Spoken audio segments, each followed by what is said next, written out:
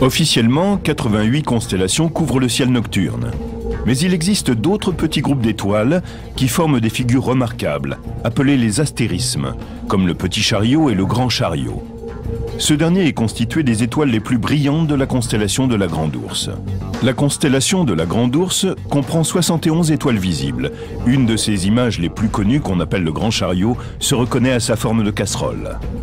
Le Grand Chariot est probablement l'objet le plus facile à repérer dans le ciel, même lorsqu'on n'y connaît rien.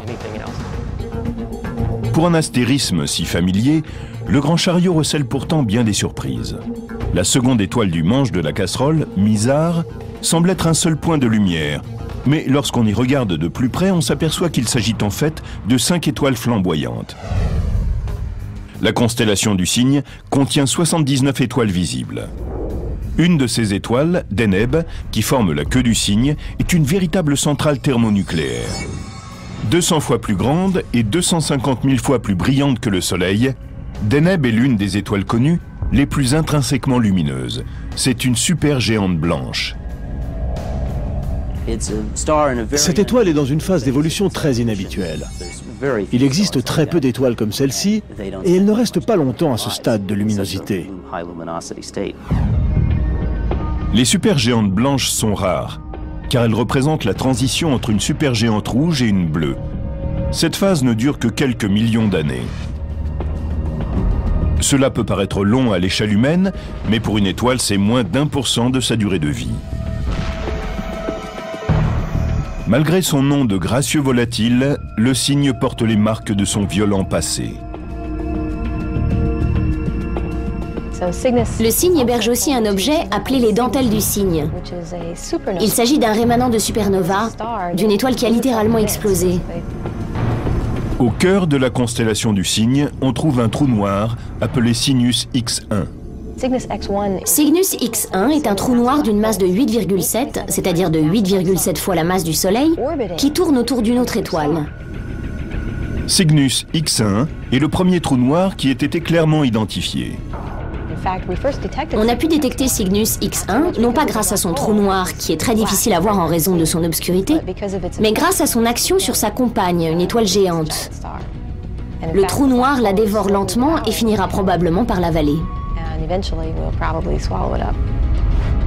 Et lorsque cela se produira, une constellation perdra une étoile, et le ciel n'offrira plus jamais la même image dans la nuit. La voûte céleste évolue constamment. Au sein de chaque constellation naissent des étoiles, pendant que d'autres sont avalées par des trous noirs.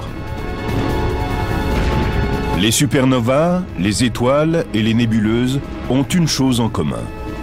On les reconnaît d'après la constellation dans laquelle elles se situent. Mais avant même l'invention des télescopes superpuissants qui nous permettent de mieux les voir, les constellations jouaient un rôle important. Elles apportaient aux gens des informations qu'ils n'osaient pas ignorer. C'était une question de vie ou de mort. La nuit, le ciel est comme un calendrier. C'est la toute première découverte scientifique de l'humanité, le calendrier céleste. Il y avait le lever et le coucher du soleil, les différentes phases de la lune, les apparitions et disparitions des étoiles avec les saisons. Les gens voyaient bien que le monde suivait une logique.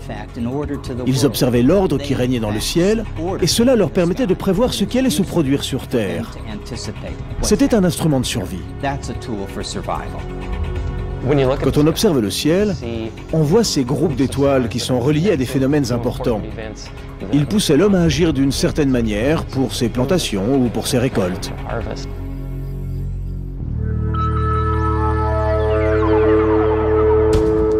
Après avoir observé que les étoiles changeaient selon les saisons, les anciens firent une autre découverte cruciale. La voûte céleste, en bougeant, modelait leur monde. Les voyageurs qui parcouraient de longues distances vers le sud, en partant de Grèce par exemple, découvrirent des constellations différentes de celles qu'ils observaient chez eux. C'est ainsi qu'ils ont compris qu'ils se déplaçaient sur une surface courbe, ce qui change complètement la perspective. De nos jours, nous connaissons la forme de la Terre et la succession des saisons. Mais les constellations ont pour nous une autre utilité. Aujourd'hui, ce n'est plus la Terre qu'elle nous aide à comprendre, mais les étoiles. Une constellation est un peu comme un musée. Dans un musée, on voit des œuvres d'artistes qui se sont servis de différentes techniques. Il y a des tableaux, des photos et des objets de la vie quotidienne. Dans une constellation, on trouve des étoiles constituées de différents matériaux. Certaines contiennent plus d'hélium, d'autres plus d'hydrogène ou de carbone, de silicone ou encore de fer. Et pourtant, nous les regroupons. Les objets assemblés dans une constellation, comme dans un musée, sont des collections que nous avons constituées pour des raisons parfaitement subjectives. Les constellations divisent le ciel en territoires, comme la Terre est divisée en pays. Lorsque vous parlez d'Orion, je sais précisément de quelle partie du ciel il s'agit. Pour un astronome, une constellation est une sorte de carte. C'est une façon d'organiser les choses, de savoir où elles se situent. Et comme la voûte céleste est infinie, nous ne pouvons voir qu'un échantillon d'étoiles. Les poussières et leur éloignement entravent ensuite notre vision. Au cours d'une nuit très sombre, vous ne pourrez sans doute voir à l'œil nu que 1500 à 2000 étoiles, si vous n'utilisez aucun instrument.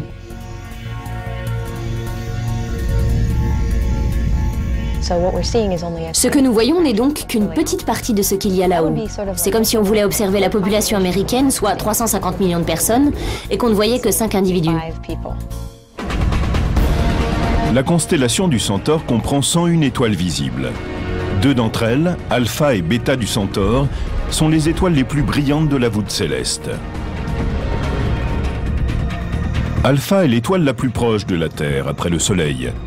Et si l'on observe mieux, on s'aperçoit qu'en réalité, c'est un système de 3 étoiles.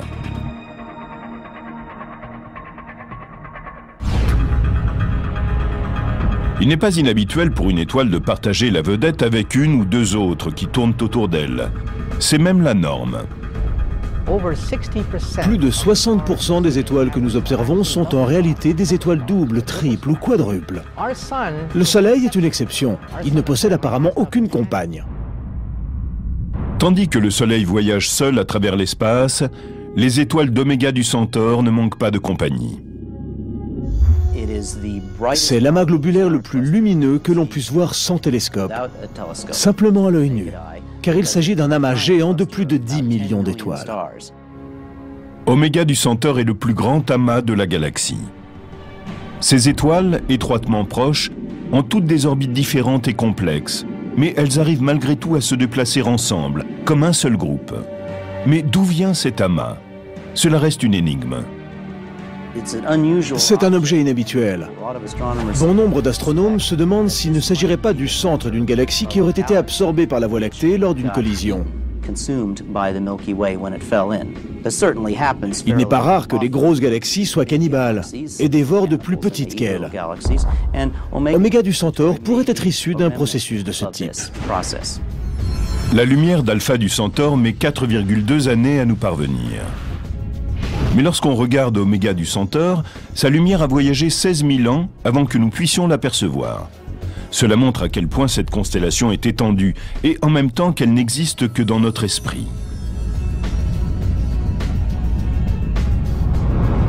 Et chaque étoile, comme toute œuvre d'art, ne demande qu'à être explorée.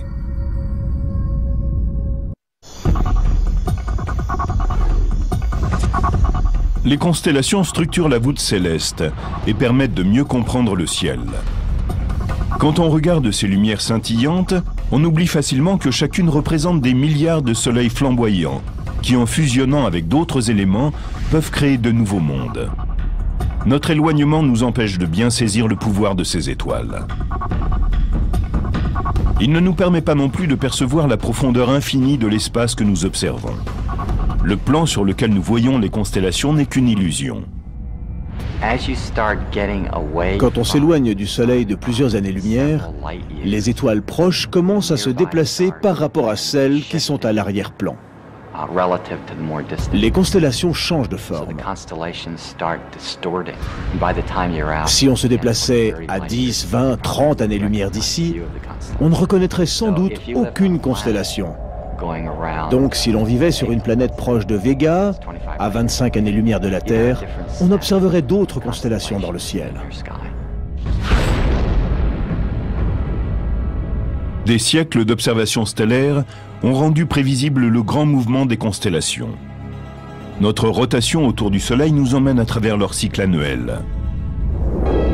Les étoiles et les constellations sont constamment en mouvement, pas seulement en raison de la rotation des galaxies, mais à cause de leur propre gravité qui les amène à pousser et tirer sur leurs voisines. La vitesse de déplacement maximum d'une étoile est de 240 km par seconde. Nous ne sommes pas capables de fabriquer un objet qui atteigne cette vitesse. En général, le déplacement d'étoiles, en relation avec leur entourage, est de 20 à 30 km par seconde. C'est comparable à celle de notre vaisseau spatial le plus rapide. Et c'est bien plus rapide que la vitesse d'une balle. Les étoiles sont constamment en mouvement, mais leur éloignement masque leur incroyable rapidité. C'est comme lorsqu'on regarde par la fenêtre d'une voiture qui roule très rapidement. Les barrières et les arbres proches de l'autoroute défilent à grande vitesse, alors que le paysage au loin passe très lentement.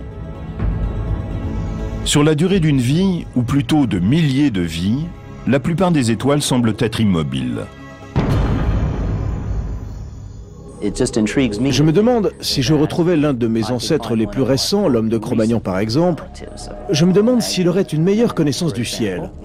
Il pourrait sans doute rectifier certaines de mes erreurs, car il connaîtrait un peu mieux les constellations que nos contemporains. Petit à petit, nos cartes des étoiles ne sont plus valides. Dans 10 000 ans, les étoiles seront tout à fait différentes de celles que nous voyons aujourd'hui. Dans 500 000 ans, on ne reconnaîtra plus rien. Et si l'on pouvait regarder un éventail de photos prises sur 1 million d'années, on s'apercevrait que les étoiles parcourent d'immenses trajets dans le ciel. Les constellations ne sont qu'une image du ciel à un instant précis, une vision aplatie de la voûte céleste. De même qu'un portrait peut être ressemblant mais ne raconte pas tout. Si nous pouvions parcourir l'espace et regarder les constellations sous un autre angle, nous ne les reconnaîtrions pas, bien qu'elles soient de vieilles connaissances.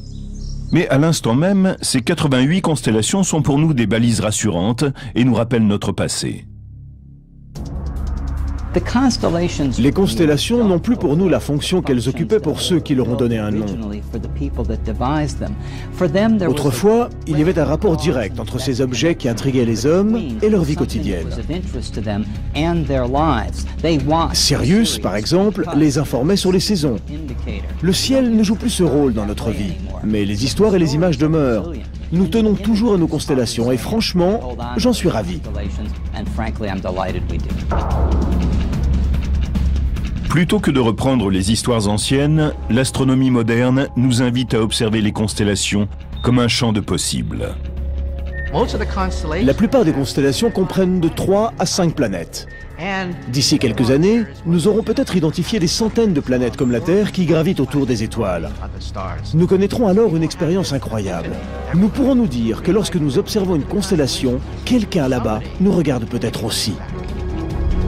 Dans cet espace si grand que nous n'en voyons qu'une toute petite partie, nous observons les étoiles et nous nous demandons ce qu'elles signifient.